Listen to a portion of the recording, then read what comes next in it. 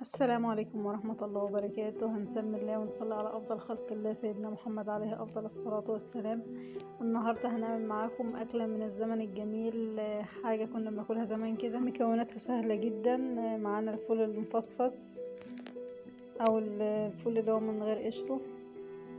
معانا بصل مقطعينه جوانح، ومعانا برضو بصل تاني للتزيين، ومعانا بقى هي عايزة حزمتين كزبرة وشبت وبقدونس. احنا الموجود عندنا في الفريزر. هي اكلة جت معايا كده، طلع اكلتها عند حد وعجبتني فقررت اعملها. بصرف النظر بقى في كزبرة خضرا مفيش، الموجود عندي بقى يقضي. هنسمي الله كده ونصلي على رسول الله. اول حاجة انا كان عندي شوربة فحطيتها على النار، بدأت تغلي كده.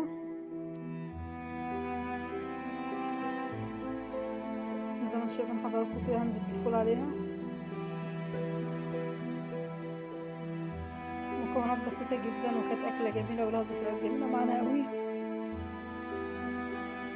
أكلات بقالها فترة غايبة عننا ولها ذكريات جميلة قوي. هننزل بكل المكونات، وهننزل بالبصل والفول والكزبرة.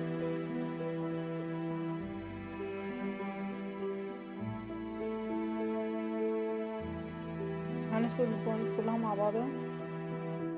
طبعا هنزل بالتوابل بتاعتي. ده التقليبة الحلوة كده.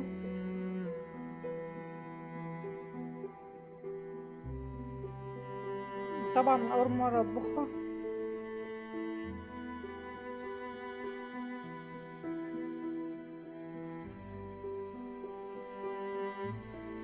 طبعا هنا عند البصل اللي هحمره للتزيين، عند ملح وعند مية، وهنزل فيه كده بالملح.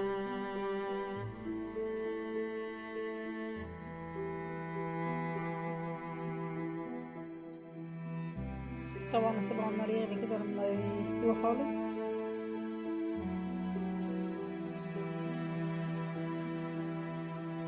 ده البصل بعد ما حطيته في شويه ميه بملح وشويه كده.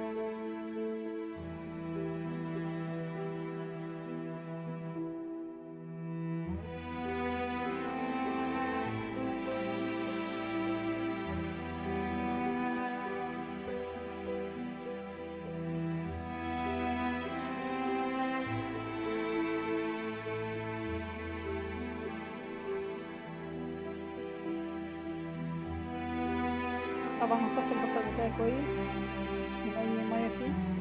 طبعا عندي معلقتين دقيق ومعلقه نشا.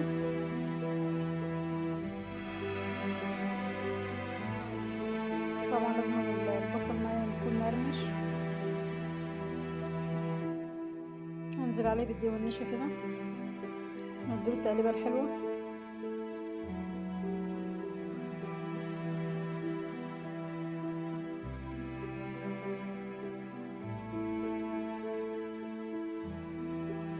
هنزله في المصفى كده عشان اي زيت كده ينزل.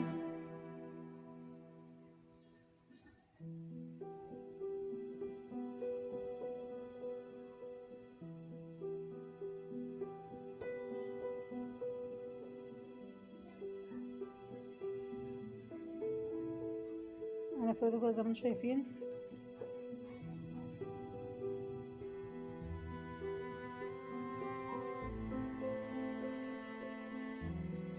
بدأنا بقى نحمر البصل بتاعنا في الزيت لما ياخد اللون الذهبي الجميل.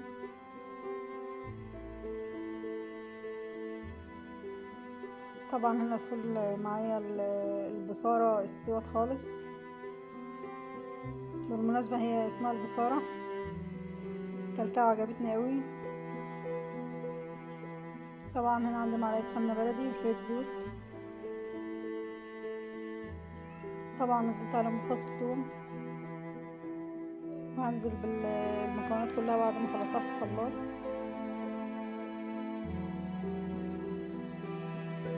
هتاخد غلوة كويسة كده.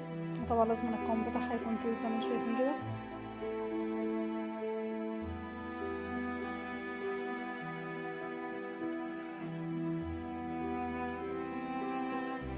التقليبة الحلوة.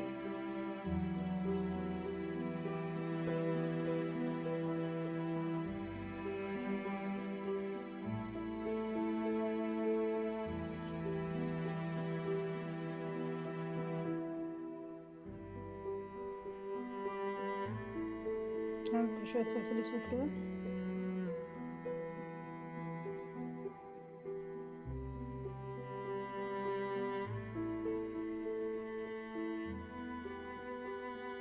طبعا النار هادية قوي عليها.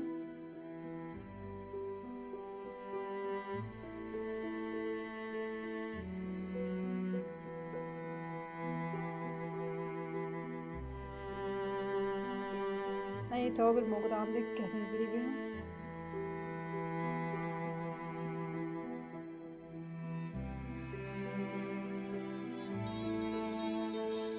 هننزل بقى بشوية بصل متحمرين دولت مع المكونات كلها.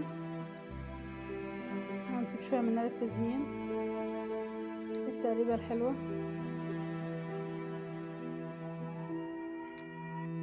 أكلة بسيطة جدا بس طعمها أجمل.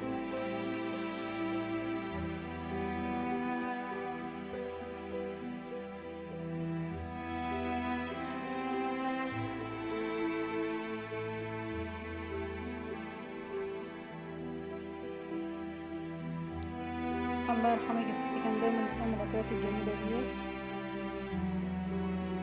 احنا دايما نسينا كل الأكلات القديمة كلها. وده الشكل النهائي للبصارة بتاعتنا النهاردة. ويا رب تكون حلقة النهاردة نالت على إعجابكم. والسلام عليكم ورحمة الله وبركاته.